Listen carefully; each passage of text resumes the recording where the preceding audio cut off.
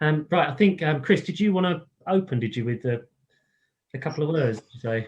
Yeah, if I may, it's just Yeah. really to say that I started learning about P of F when I was 13 in the Air Cadets, as probably a number of you have done in the past as well.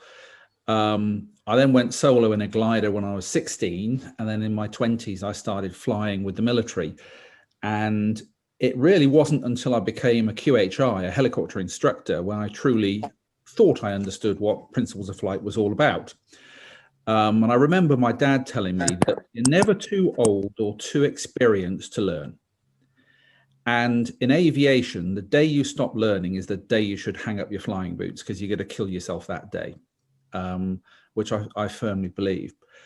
And why is Principles of Flight and understanding Principles of Flight important to us as helicopter pilots or anyone interested in helicopters?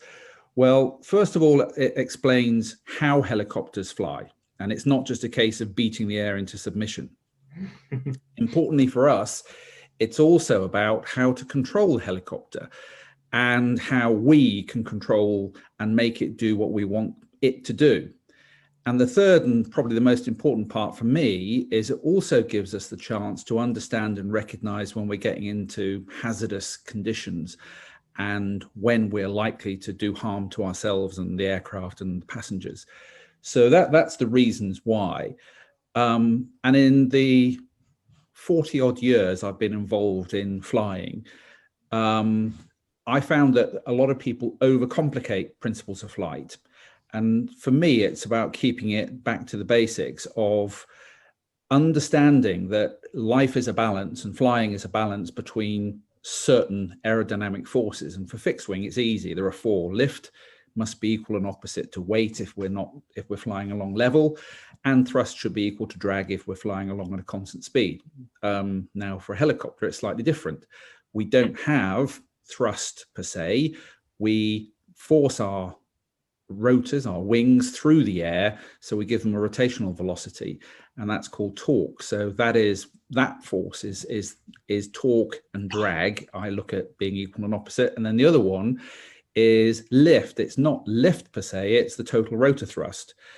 And with our right hand on the cyclic, we can tilt that rotor thrust and we make the aircraft do what we want it to do. With the left hand on the collective, we can adjust the amount of total rotor thrust. We make the aircraft go up and go down, and the pedals are there ready to counteract that torque reaction. And that's how the simplistic view of Principles of Flight in my mind.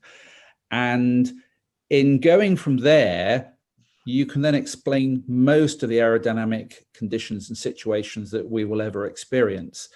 And really that's the few words that I would like to say, and just say, look, don't overcomplicate it in your own minds. The best P of F instructor I had was an American who said, you raise the collective and people get small, and you lower it and people get big.